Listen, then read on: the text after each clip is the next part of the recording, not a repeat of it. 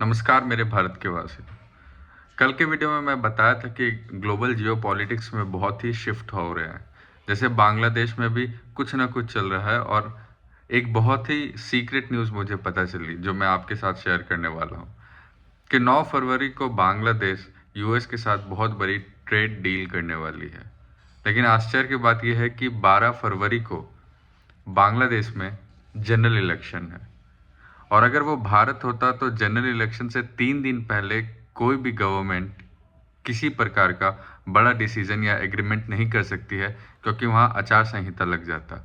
लेकिन बांग्लादेश के interim president यानी मोहम्मद यूनुस के नेतृत्व में जाते जाते ऐसे साइन करके जाना चाहते हैं जो शायद बांग्लादेश के इतिहास में पहले कभी नहीं हुई। सबसे चौंकाने वाली बात यह है कि ये डील पहले ही एनडीए साइन हो चुकी है, मतलब नो डिस्क्लोजर एग्रीमेंट। मतलब किसी भी पॉलिटिकल पार्टी को या पार्लियामेंट में डिटेलिंग की ज़रूरत नहीं है, किसी भी मीडिया डिबेट की ज़रूरत नहीं है, ना ही पब्लिक डिस्कशन और रिएक्शन देखने की ज़रूरत है। पूरा मामला काफ़ी सीक्रेटली रखा गया और 9 तारीख को इस मीटिंग में सिर्फ साइन किया जाएगा। अब कहा जा रहा है कि डील इसलिए हो रही है क्योंकि भारत यूएस ट्रेड मूव के बाद बांग्लादेश को नुकसान हो रहा है। लेकिन ट्रेड डील कभी हफ्ते में नहीं होती, सालों में बनती है। जैसे हमने देखा यूएस और इंडिया का ट्रेड डील पिछले 1.5 साल से चलते हुए 2-3 दिन पहले कंक्लूड हुआ। तो इतनी जल्दी कैसे बांग्लादेश का ट्रेड डील कंफर्म हो सकता है?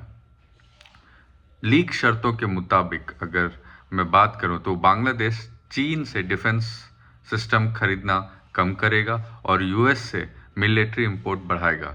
साथ ही अमेरिकन सामान को अपने मार्केट में ज़्यादा खुला एक्सेस देगा।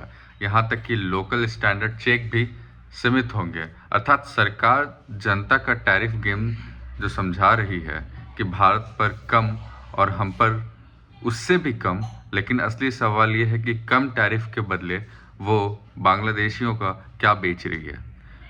बांग्लादेश की जो गारमेंट सेक्टर है यूएस को अरबों डॉलर का एक्सपोर्ट करती है, क्योंकि जितने भी बड़े फैशन ब्रांड है वो चीप मटेरियल बांग्लादेश से चीप लेबर में प्रोड्यूस करवाते हैं और फिर सारे दुनिया में बेचते हैं एक प्राइस टैग लगा के। तो गारमेंट सेक्शन का सबसे बड़ा हब बांग्लादेश ही है और अगर टैरिफ में थोड़ा भी फ़ायदा मिलता है तो बांग्लादेश के गारमेंट सेक्टर को बेनिफिट होगा। लेकिन इसके बदले जो डिफेंस, ऑटो सेक्टर और दूसरे महंगे इंपोर्ट्स खोल दिए जाएंगे।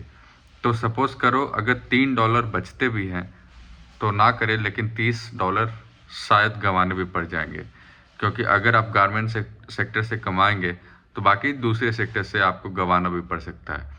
सबसे बड़ा जियोपॉलिटिकल एंगल ये है कि इंटरिम सरकार जाते जाते ऐसी डील साइन कर देगी जो अगली सरकार चाह के भी रद्द नहीं कर पाएगी, एटलीस्ट तब तक जब तक यूएस में ट्रम्प का साइड है।